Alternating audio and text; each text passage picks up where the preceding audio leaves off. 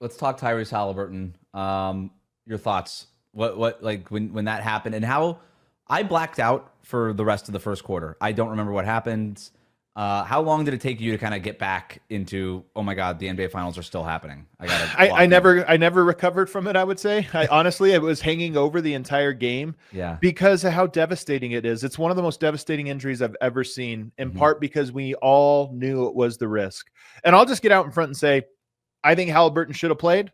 I think 99% of athletes would have played in that same spot. And it wasn't that they didn't know that was the major risk, that risk was so high that you were really risking your entire career to play in it. But it's a game 7 of a finals. Most athletes are going to seize that opportunity, even at the cost. So when it happened, it just felt like, when you roll snake eyes at the craps table or something like that, you always know it's a risk. It could happen. But then when it happens, you're like, oh, well, that's the risk. That's what it felt like. It just was unspeakably horrific for a guy who had an all-time playoff run.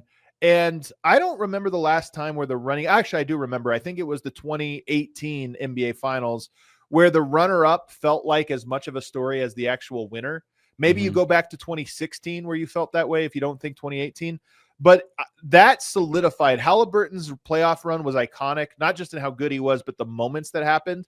And it ending in devastating injury to me now solidified that it might be the most memorable thing that happened in all of the 2025 season and playoffs. We'll remember his run and how it ended in tragedy. I thought about Nirvana, like the band. Okay. I don't know if this is disrespectful or not. I don't know if this is disrespectful or not, but is Nirvana considered the ultimate rock band the way that they're considered if Kurt Cobain is still alive? Oh, I see. They come out with 3 awesome albums right away.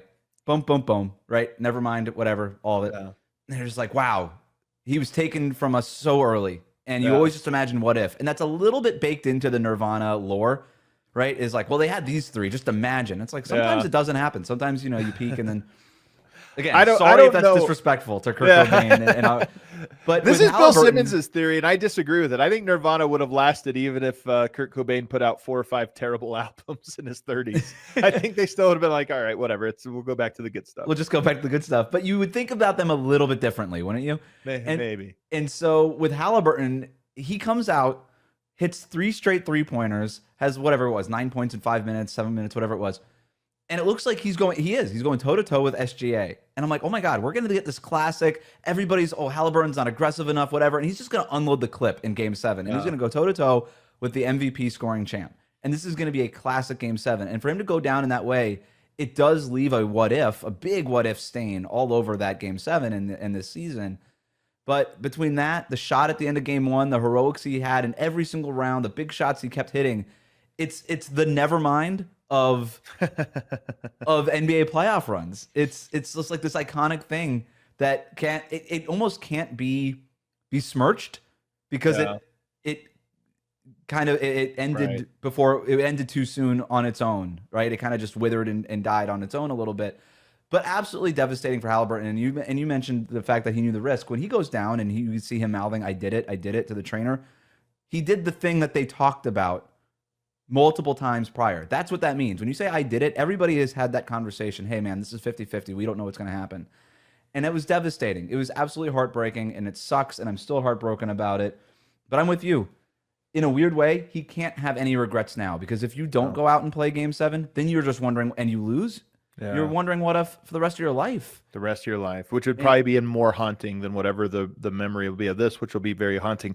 Maybe a better metaphor, equally as maybe offensive or awkward, is the mountain and the viper in Game of Thrones, right? The ultimate underdog, but then all of a sudden it's happening, and you're like, oh my God, he's gonna win, and then all of a sudden the most gruesome ending ever, and that's how this felt. It just, and to your point, because they played the replay 100 times. He first looks back, which everybody says is what happens in an Achilles injury, is it feels like you got kicked. And it's almost like he looked back like, what the heck, man?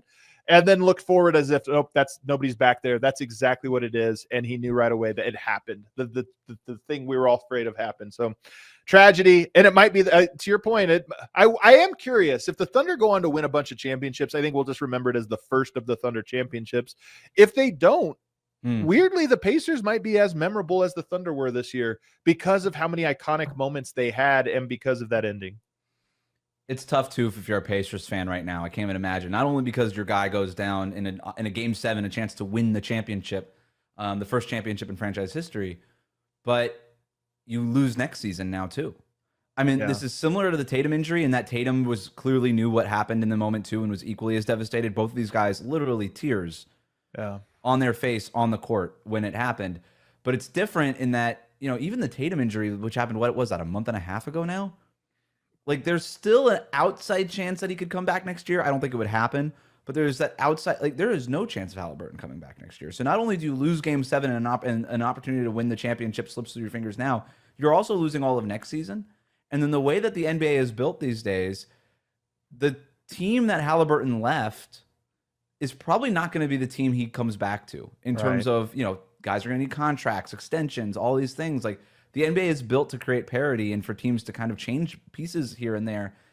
Who knows? Who knows if they're able to make it this far again? It could be like Denver when they lost Jamal Murray, it cost them 2 playoff runs. And then when he came back, they were more or less the same team and were able to pick up right where they left off. So it is possible. Totally. But I would actually bet, and they do have a lot of guys under contract. I mean, Miles Turner is the one that's not. And maybe that changes the decision they were going to have to make this offseason with him.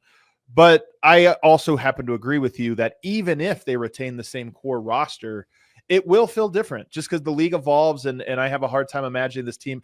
Part of what made this team so special was the magic that they had created. They were more than the sum of their parts.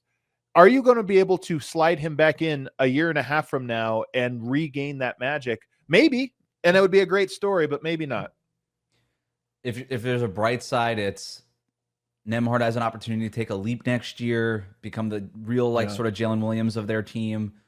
You still have Siakam under contract, whatever, but it's hard to even find a bright side in this right now.